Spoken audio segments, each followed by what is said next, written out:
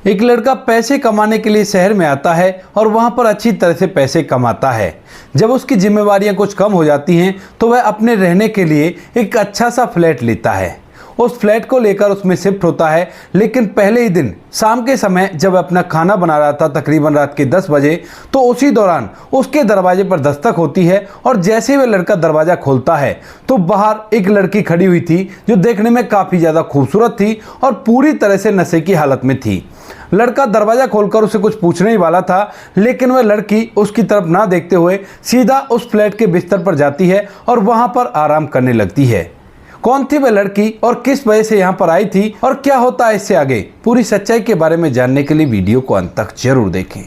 उत्तर प्रदेश के एक छोटे से गांव के अंदर एक परिवार रहा करता है। परिवार के अंदर माता पिता और एक उनका लड़का है और एक उनकी लड़की है। लड़के का नाम होता है अमित। अमित जो कि अपनी पढ़ाई लिखाई को करके इधर उधर छोटा मोटा मैकेनिक का काम किया करता है, क्योंकि उसे मैकेनिक का काम बड़ा ही अच्छा लगा करता है। अमित के जो पिता हैं वह मेहनत मजदूरी किया करते हैं और उनके दिन अच्छी तरह से व्यतीत हो रहे थे। यहाँ पर जो अमित होता है वह अपनी मस्ती से काम किया करता है और उस पर कोई भी जोर जबरदस्ती नहीं है, क्योंकि पिता घर का खर्च उठा लिया करते हैं। लेकिन तभी अचानक से इस परिवार की खुशियों को किसी की नजर लग जाती है। जो परिवार के मुखिया होते हैं यानी कि अमित के जो पिता थे, वह एक बीमारी के चलते इस दुनिया को छोड़कर चले जाते हैं और उसके बाद परिवार की पूरी जिम्मेवारी अमित के कंधों पर आ गई थी। अमित जिस काम को अब तक मस्ती में किया करता था वह अब उस काम को शिद्दत से करने लगता है। लेकिन यहाँ इस छोटे से गांव में इतने ज्यादा गाड़ियों का काम नहीं आया करता है जिससे वह अपने परिवार का भरण पोषण कर सके, और साथ में उसकी बहन भी सयानी हो रही है और अपनी शादी से पहले उसे उसकी शादी करानी है।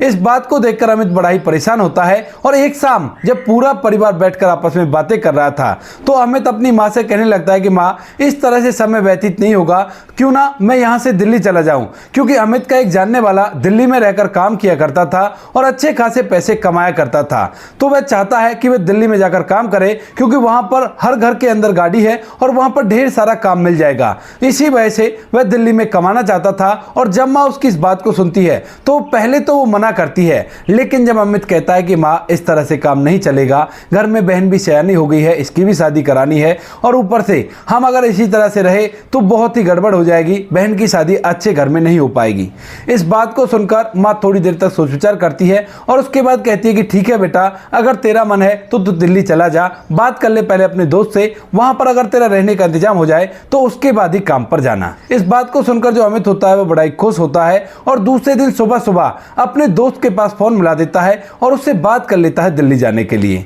यहाँ पर वह अपने दोस्त से कहता है कि अगर तुझे कोई परेशानी ना हो तो क्यों ना मैं दिल्ली में आ जाऊं, क्योंकि यहाँ पर मेरा काम नहीं चल रहा है और वहां पर ढेर सारी दुकानें हैं जिन पर गाड़ी मैकेनिक का काम हुआ करता है और उन्हीं में से किसी दुकान पर काम कर लूंगा, अच्छे खासे पैसे भी मिल जाएंगे और उन पैसों से मेरी बहन की शादी हो जाएगी। जो अमित का दोस्त होता है वो कहता है कि यार ये भी कोई पूछने की बात है, तेरा ही घर है, यहाँ पर भी मैं जिस फ्लैट में रहा करता हूँ उस पर तेरा पूरा अधिकार है, तू बेशक से यहाँ पर आकर रह सकता है और कोई भी दिक्कत नहीं है। इस बात को सुनकर अमित खुश हो जाता है और उसके बाद दिल्ली जाने की तैयारी करने लगता है। माँ जब बेटे को अपने से दूर जाता हुआ देखती है तो उसकी आंखों में आंसू तो आ जाते हैं, लेकिन लास्ट टाइम में वो अपने बेटे से कहने लगती है बेटा देखो, बाहर तो जा रहे हो लेकिन सुना है दिल्ली में धोखेबाजी काफी ज्यादा हुआ करती है और तू ऐसा कुछ मत करना, अपनी जिंदगी को बड़ी सरलता से जीना और किसी के साथ भी बुरा व्यवहार मत करना, यहां तक कि अगर तुमसे कोई कुछ कह जाए तो उस बात को भी चुपचाप सहन कर लेना, क्योंकि वहां पर तू काफी दूर रहेगा और तेरा ख्याल रखने वाला कोई भी नहीं है। इस बात को सुनकर बेटे की आंखों में भी आंसू आ गए थे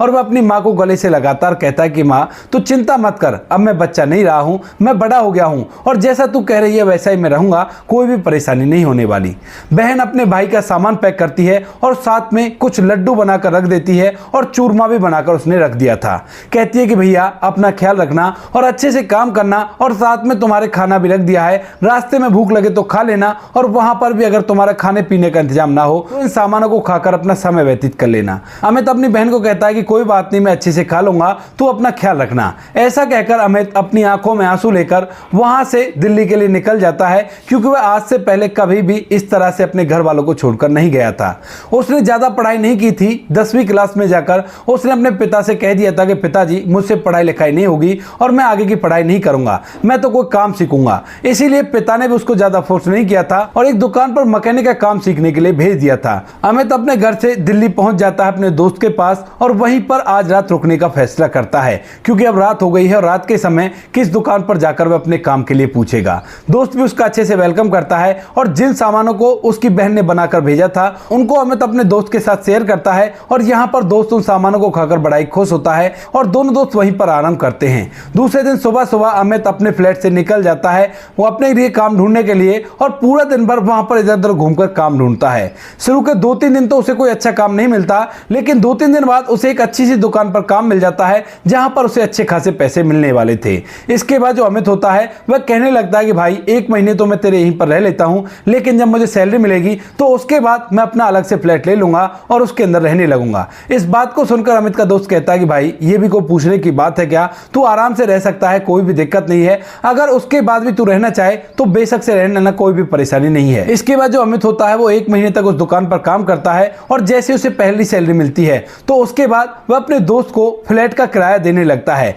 कहता है कि देखो 1 महीने मैं तुम्हारे साथ रहा हूं तो 1 महीने का आधा जो किराया होता है उस किराए को मुझसे ले ले। अब अमित का जो दोस्त होता है वह उससे किराया लेने से मना कर देता है और कहता है कि नहीं भाई मैं किराया नहीं लूंगा, तू इन पैसों को अपने पास रख ले और यहाँ पर आराम से जब तक चाहे जब तक तू रह सकता है, क्योंकि वैसे भी मैं अकेला रहता तब भी इस फ्लैट का किराया मुझे देना पड़ता। इसके बाद अमित वहीं पर रहकर काम करने लगता है। दोनों दोस्तों के बीच में अच्छा सा बॉन्ड हो जाता है और धीरे धीरे समय बीतने लगता है। समय के साथ साथ अमित अच्छा खासा पैसा कमाया करता है और कम से कम खर्च किया करता है। यहाँ पर आने के बाद वह लोगों के घर जाकर भी गाड़ियों को रिपेयर किया करता है, जिससे भी उसे अच्छी खासी आमदनी हो जाया करती है। धीरे धीरे समय बीतता है और समय के साथ साथ अमित को यहाँ पर रहते हुए लगभग 6 महीने बीत जाते हैं। 6 महीने में लगभग 3 महीने का किराया अमित ने खुद ने भरा था और अपने दोस्त से कह दिया था कि तू चुप रहे, मैं भी तो यहाँ पर रहा करता हूँ और अब तो मैं पैसे कमा लिया करता हूँ। और इस बीच में ही उसने ढेर सारे रुपए पैसे अपनी बहन के लिए भेज दिए थे, जिन पैसों को पाकर उसकी माँ भी बड़ी खुश होती है।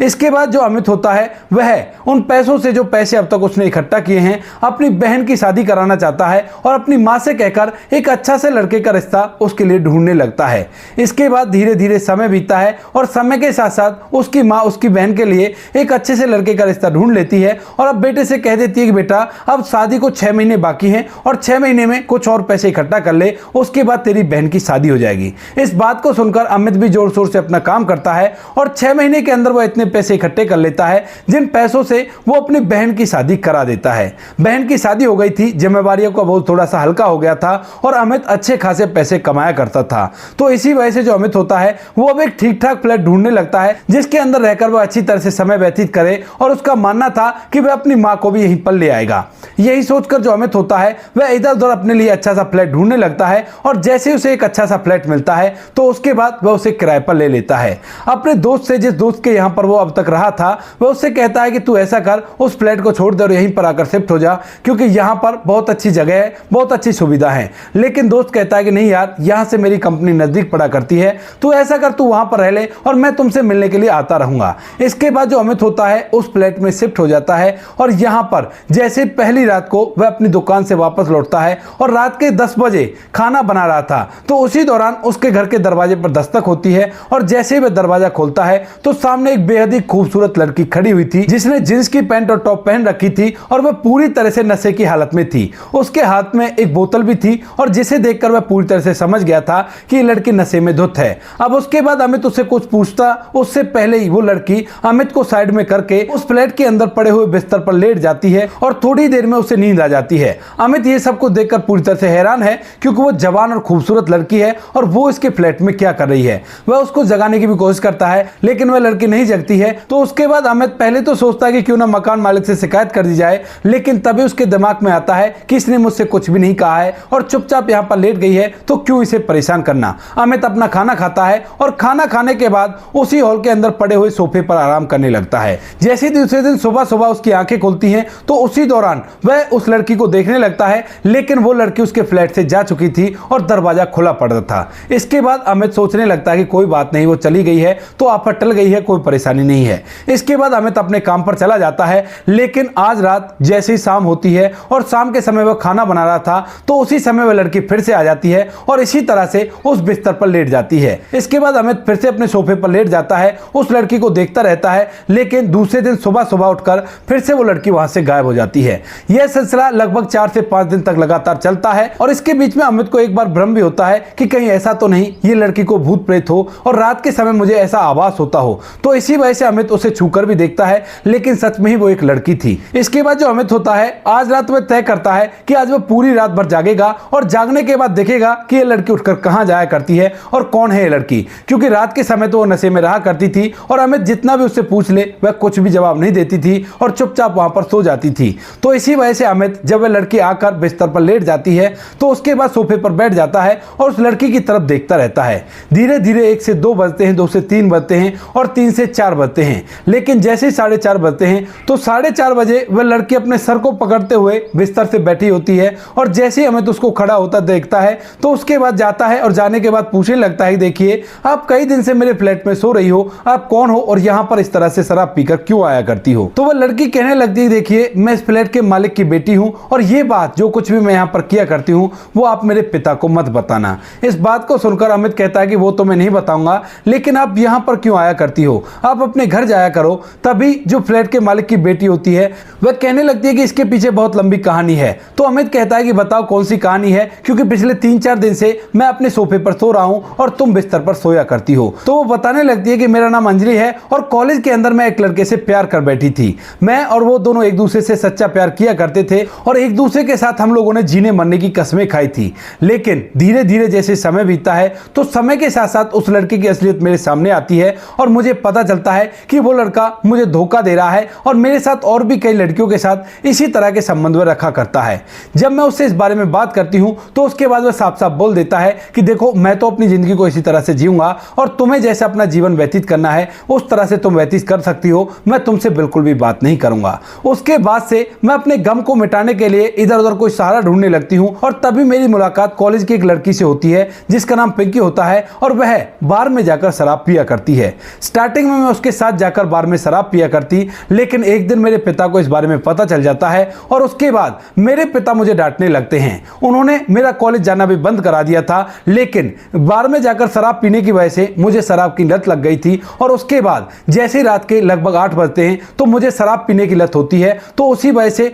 मैं खिड़की से निकलकर चुपके से शराब की दुकान पर जाती हूं और शराब खरीदकर शराब पीकर वापस से आकर इस फ्लैट में आकर सो जाया करती हूं। लेकिन उसके बाद पिताजी ने यह फ्लैट तुम्हें दे दिया था, लेकिन शराब के नशे में मुझे ज्ञात नहीं रहा और मैं इस फ्लैट पर आकर इसी तरह से रहने लगी जैसे कि पहले रहा करती थी। अब यहाँ पर जो अमित होता है वह उसकी पूरी कहानी को सुनता है और सुनने के बाद थोड़ा सा भावुक हो जाता है, क्योंकि यहाँ पर जो अंजलि होती है वह लास्ट में इस कहानी को बताते हुए फूट फूट कर रोने लगी थी। और उसके बाद जो अमित होता है उसे चुप कराता है और तभी उसके लिए चाय बनाने के लिए जाता है। कहता है कि कोई बात नहीं, मैं आपके पिता को भी नहीं बताऊंगा और आपको सिर दर्द हो रहा है ना तो मैं आपके लिए चाय बना देता हूं। अमित उसके लिए चाय बनाता है और उसको चाय पिलाकर थोड़ा सा रिलैक्स फील कराता है। इसके बाद अंजलि वहां से चली जाती है और अगली रात को फिर से वो इसी तरह से आ जाती है। जैसे अंजलि इस बार फिर से आती है तो अमित को इस बार पता था कि कौन लड़की है और किस तरह से आया करती है। दूसरे दिन सुबह सुबह जब अंजलि जगती है तो उस समय भी अमित पहले से जग गया था, क्योंकि उसे पता चल गया था कि ये कितने बजे यहां से निकला करती है।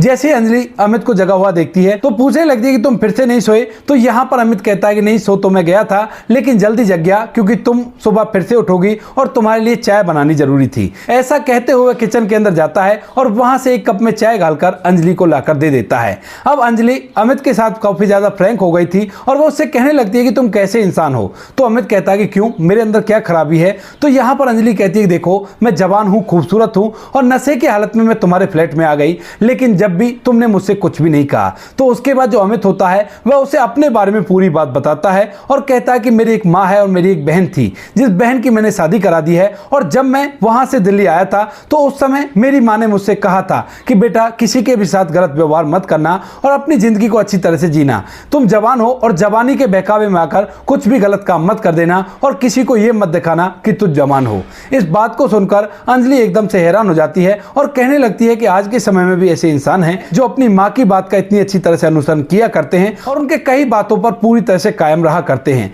इसके बाद अंजलि कहती है कि ठीक है अब मैं जाती हूँ, क्योंकि सुबह हो जाएगी और सुबह सुबह माता पिता अगर मुझे कमरे में नहीं देखेंगे तो उन्हें पता चल जाएगा कि मैं अब भी शराब पिया करती हूँ। इस बात को कहकर अंजलि वहां से चली जाती है, लेकिन इसके बाद से दोनों के बीच में थोड़ी थोड़ी नजदीकियां बढ़ने लगती हैं। हालांकि दोनों एक दूसरे को इस बात को जाहिर नहीं होने देते हैं कि दोनों के दिल में एक दूसरे के लिए कुछ चल रहा है, लेकिन वो दोनों एक दूसरे से प्यार करने लगे थे। धीरे धीरे जो अमित होता है एक दिन वो अंजलि से कहने लगता है कि अंजलि तुम इस तरह से शराब क्यों पिया करती हो, अभी तुम्हारा बिगड़ा ही क्या है, ना तो तुम्हारी शादी हुई है, माता पिता एक अच्छे से घर में शादी करा देंगे और वहां पर रह लेना। तो यहां पर अंजलि कहती है कि अमित, मैंने उससे बहुत ज्यादा प्यार किया था, लेकिन उसने मुझे धोखा दे दिया। मैं प्यार में धोखा खा चुकी हूं और इसी वजह से बार बार मुझे उसकी याद आया करती है। लेकिन मैं जब से तुमसे बात करने लगी हूं उसकी याद तो आनी बंद हो गई है, लेकिन ये शराब मुझसे छूट नहीं रही है। तो इसके बाद जो अमित होता है वो कहने लगता है कि ठीक है, अगर ऐसी बात है तो तुम ऐसा करना, जब भी तुम्हें शराब का मन किया करे तो तुम यहां पर आ जाना करना, मैं तुमसे बातचीत किया करूंगा और तुम्हारा मन बढ़ जाया करेगा। अंजलि ऐसा ही करती है और उसके बाद जो अमित होता है वह खुद उसके लिए अच्छा सा खाना बनाता है और उसे खाना खिलाकर उससे अच्छी अच्छी बातें करता है, जिन बातों की वजह से अंजलि का मन बढ़ जाता है और धीरे धीरे रात के समय उसे नींद आ जाती है। अंजलि को स्टार्टिंग में थोड़ी सी परेशानी तो होती है, लेकिन यहां पर जो अमित होता है वह जैसे तैसे करके उसकी शराब की लत को छुड़ा देता है। जब अंजलि पूरी तरह से शराब की लत को छोड़ देती है तो उसके बाद वह अमित को धन्यवाद करती है और कहती है कि अमित, तुम्हारा बहुत बहुत धन्यवाद, अगर तुम नहीं होते तो मेरी जिंदगी पूरी तरह से बर्बाद हो जाती। क्योंकि अगर माता पिता किसी से शादी करा देते तो वहां पर जाकर अगर इस बात के बारे में पता चल जाता तो वो लोग भी मुझसे रिश्ता नहीं रख पाते, क्योंकि ऐसी बहू कौन जाता है जिसे शराब की लत लगी हुई हो। लेकिन अमित कहता है कि कोई बात नहीं, तुम आराम से अपनी जिंदगी को जी सकती हो और अब तुम्हें बिल्कुल भी इस तरह से परेशान होने की जरूरत नहीं है। उसके बाद अंजलि ज्यादातर अपने ही फ्लैट में रहा करती है और शाम के समय वह अमित के फ्लैट पर आकर उसे भी अपने साथ ले जाया करती और इधर उधर दिल्ली में ऐसी जगहों पर घुमाया करती जहां पर वो लोग काफी सारा एंजॉय करते हैं। धीरे धीरे कुछ दिन बीतते हैं और कुछ दिनों बाद एक दिन जो अंजलि होती है उससे नहीं रहा जाता और वह अपने प्यार का इजहार अमित से कर देती है। दरअसल जहां पर वो घूमने के लिए गए थे वहीं पर एक लड़का एक लड़की से प्रपोज कर रहा था और उस बात को देखकर उसके मन में भी ये बात आती है कि वह भी अमित से प्रपोज कर दे। अमित भी उस नजारे को देख रहा था और उसका भी मन ऐसा ही था। लेकिन यहां पर जब अंजलि ने उससे प्रपोज किया तो उसके बाद अमित पहले तो कहता है कि देखो, तुम पैसे वाले हो और मैं गरीब हूं, लेकिन अंजलि कहती है कि नहीं अमित, मैं तुमसे प्यार कर बैठी हूं और अगर तुम मुझसे प्यार करते हो तो मैं अपने घर वालों को तुम्हारे और मेरे बारे में बता दूंगी और हम दोनों एक साथ शादी करेंगे। तो उसके बाद अमित थोड़ी देर तक सोचता है और सोचने के बाद वह भी हामी भर लेता और कहता है कि अंजलि, मैं भी तुमसे प्यार किया करता था, लेकिन इस अमीरी की दीवार की वजह से तुमसे कहने से डर रहा था। उसके बाद जो अंजलि होती है आज अमित के फ्लैट पर ही चली जाती है और वहां पर वो दोनों प्यार भरे लम्हे काफी ज्यादा बिताते हैं। धीरे धीरे उनके प्यार को चलते हुए लगभग 1 महीना बीतता है और 1 महीने बाद जो अंजलि होती है वह अपने पिता को अपने और अमित के बारे में बता देती है। पिता पहले तो गर्म होते हैं, लेकिन उसके बाद अंजलि पूरी के पूरी सच्चाई कि किस तरह से वो एक लड़के से प्यार किया करती थी और उसके बाद उसे शराब की लत लग गई थी और उसके बाद जब वह उस फ्लैट में जाकर सो गई थी तो उसने उससे कुछ भी नहीं कहा था और वह उसकी शराब की लत को भी छुड़वा दिया है। तो इसके बाद पिता भी इस बात के लिए एग्री हो जाते हैं। यहाँ पर जो अमित होता है उसने भी अपनी माँ को बता दिया था और जैसे ही माँ इस बात को सुनती है तो वह कहती है कि बेटा, अगर लड़की अच्छी है तो बेशक से शादी कर ले, हमें इससे कोई भी आपत्ति नहीं है। इसके बाद जो अमित का मकान मालिक होता है वह उसके पास आता है और वहां पर आकर उससे बातचीत करने लगता है। अमित उसे अपने बारे में पूरी बातें बता देता है और यहाँ पर जो मकान मालिक सुनता है कि बच्चा अच्छा खासा कमाया करता है तो इसके बाद उसे भी इस बात से कोई भी आपत्ति नहीं होती है, क्योंकि रुपया पैसा उसके पास काफी है और ये लड़की उसकी इकलौती बेटी है। इसके बाद जो मकान मालिक होता है अंजलि का पिता, वह उसके लिए एक पर्सनल दुकान खुलवाता है मैकेनिक की और वहां पर रहकर उसे काम करने के लिए कहता है। जब अमित अपनी दुकान में रहने लगता है तो यहाँ पर जो अमित का मकान मालिक होता है वह अपनी बेटी की शादी उससे तय करा देता है और धूमधाम से दोनों की शादी दिल्ली के अंदर ही की जाती है।